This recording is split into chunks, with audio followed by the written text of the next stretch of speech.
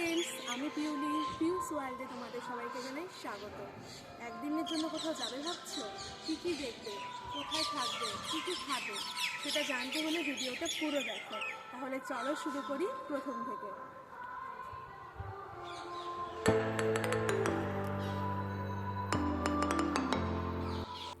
সকাল সকাল উঠে ঠিক হলো আজকে আমরা শিবনিবাস যাব। আগের থেকে কোনো প্ল্যান ছিল না, হঠাৎ করেই আমরা শিবনিবাসে বেরিয়ে পড়লাম। অনেক আগে বেরোলে ভালো হতো, কিন্তু যাই হোক, বিগ্রহবাড়ি ক্রস করে আমরা চলে যাচ্ছি পায়রাডাঙ্গা স্টেশনের দিকে। পায়রাডাঙ্গা স্টেশনে আমরা অলরেডি চলে এসেছি। 11:30টার গেদে লোকাল ধরবো। আরও সকাল সকাল গেলে বেশি ভালো হতো।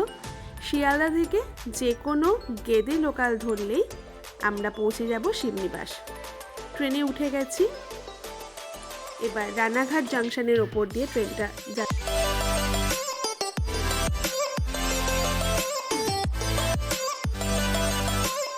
যত সকালে আসা যাবে তত ভালো। এখন ক্রস করছে বগুলা। কি সুন্দর দৃশ্য, গ্রাম্য পরিবেশ পুরো। আমরা নামব মাছদিয়া প্ল্যাটফর্মে। তারকনগর হল্টে নামলেও হতো, কিন্তু চুনিটা ক্রস করব, তাই আমরা মাছদিয়া প্ল্যাটফর্মেই নামি।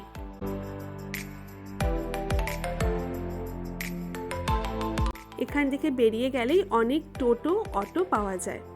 এই যে প্ল্যাটফর্ম, আর এখান থেকে আমরা টোটো ধরে নিয়েছি। 15 টাকা পার হেড নেবে। এখন আমরা ক্রস করছি চূর্ণী নদী। এখন আমাদের টোটো যাচ্ছে কৃষ্ণগঞ্জ বাজারের ওপর দিয়ে।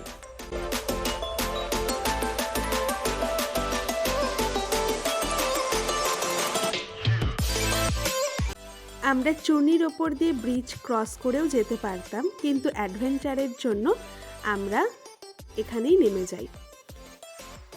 চুনির ওপর দিয়ে আমরা একটা বাঁশের ব্রিজ, মানে যেটাকে সাঁকো বলা হয়, সেটা পেরোবো।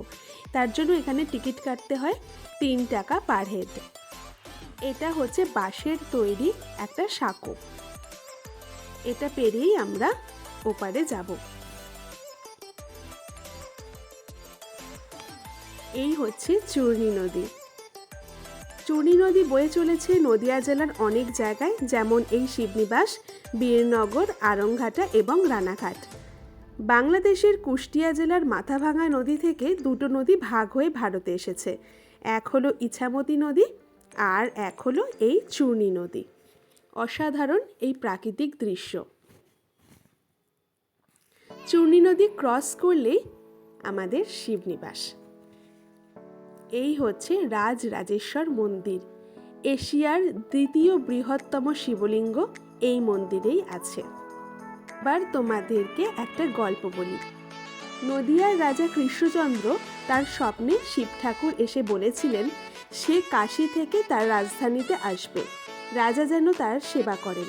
সেই স্বপ্ন দেখে রাজা কৃষ্ণচন্দ্র নদিয়ার শিব নিবাসকে নতুন রাজধানী ঘোষণা করেন, আর শিব ঠাকুরের উদ্দেশ্যে 108 শিব মন্দির তৈরি করার আদেশ দেন।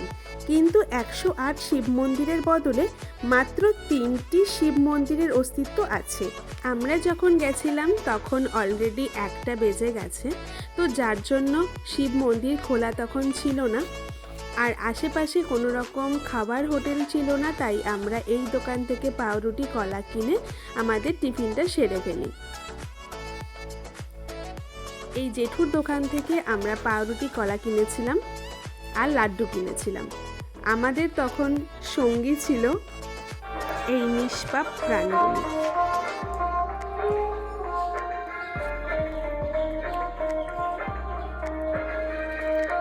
ছোটজন আবার কলার খোসা খুব একটা পছন্দ করে না, উনি আবার পাউরুটি খুব পছন্দ করছিলেন। আর ভীষণ পছন্দ হয়েছিল ওর লাড্ডু।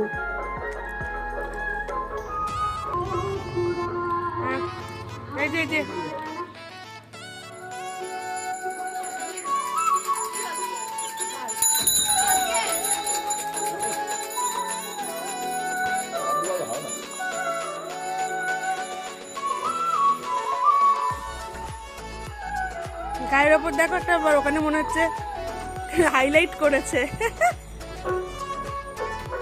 কিরে কিরে কিরে, শোন শোন শোন শোন শোন শোন শোন।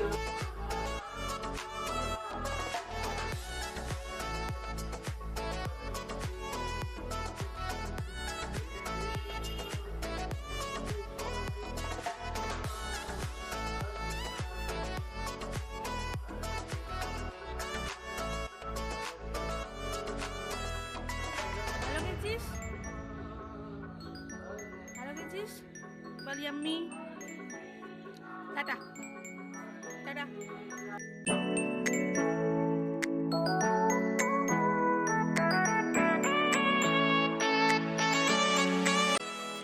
সামনের একটা মিষ্টির দোকান থেকে আমরা এই ছোট্ট ছোট্ট সিঙ্গারাগুলো কিনে খেয়েছিলাম।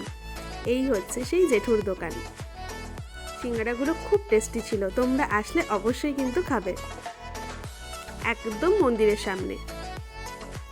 আর এই ফুলগুলোকে আমরা জংলা ফুল বলে থাকি। এই ফুলগুলো নাকি গন্ধ ভীষণ খারাপ, কিন্তু এই ফুলগুলো এখানে এত সুন্দর শোভা বাড়াচ্ছিল কি বলবো। আর এখানে আছে চূর্ণী রিসর্ট অ্যান্ড পার্ক, একদম মন্দিরের পাশেই, মাত্র 20 টাকা এর প্রবেশ মূল্য। কিন্তু আমরা এই পার্কটাতে যাইনি, আমরা চলে গেছি চূর্ণী নদীর সামনে, কারণ মন্দির বন্ধ হয়ে গেছিল। মন্দির আবার খোলার টাইম ছিল 3:30, তো তার জন্য আমরা সময়টাই চূর্ণী নদীর সামনেই কাটিয়েছিলাম।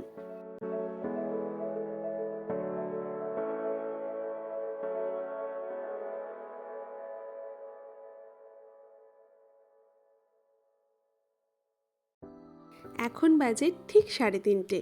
পুরোহিত মশাই মন্দিরের দরজা খুলে দিলেন।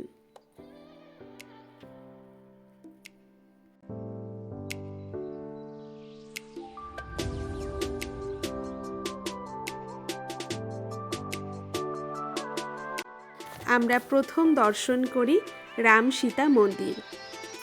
1762 সালে এই মন্দির স্থাপিত হয়।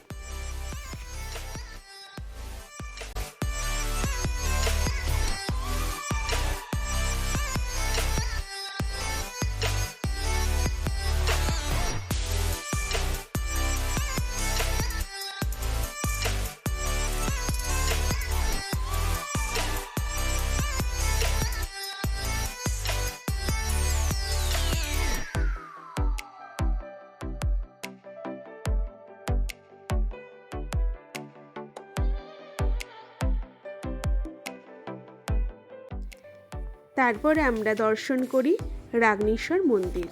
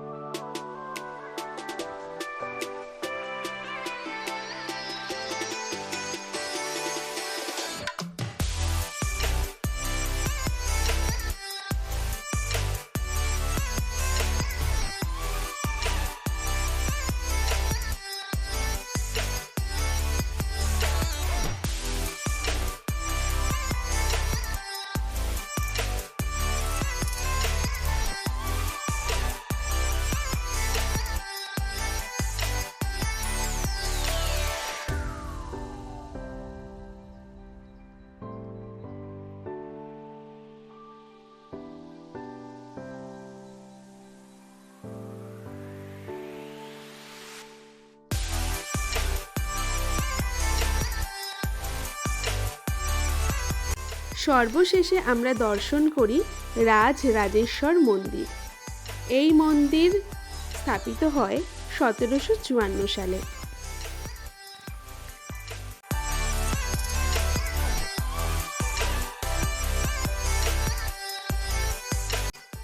পূর্ব ভারতের সর্ববৃহৎ এবং এশিয়ার দ্বিতীয় বৃহত্তম শিবলিঙ্গ এটি।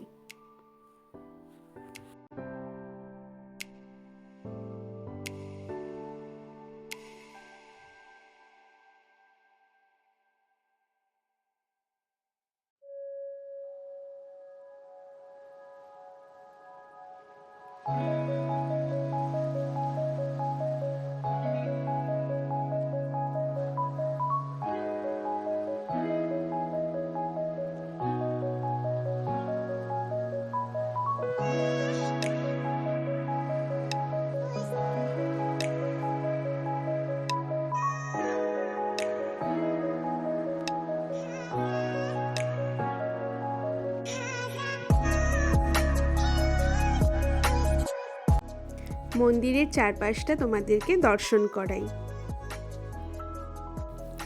প্রতি বছর শিবরাত্রির সময় এখানে বিশাল বড় মেলা বসে।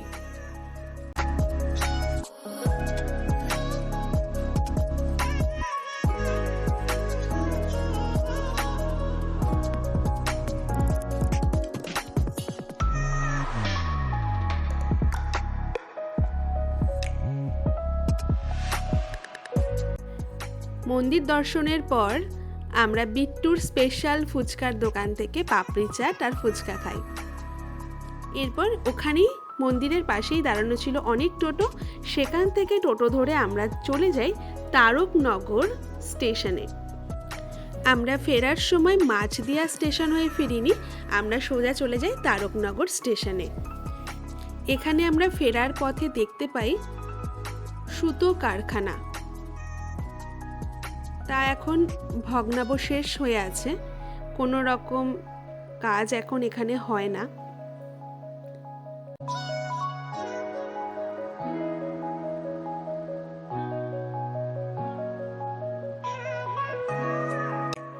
পড়ন্ত সূর্যে গ্রাম্য পরিবেশ এক মায়াবী রূপ নিয়েছে। আমরা দুজন টোটোতে বসে চলে যাচ্ছি তারকনগর স্টেশনের দিকে। এই গ্রাম্য পরিবেশ আগাগোড়াই আমাকে খুব টানে। যাই হোক, আমরা চলে আসি তারকনগর স্টেশনে। ভিডিওটা কেমন লাগলো অবশ্যই জানাবে। এই শীতে অবশ্যই একবার শিবনিবাস ঘুরে যেও, খুব ভালো লাগবে।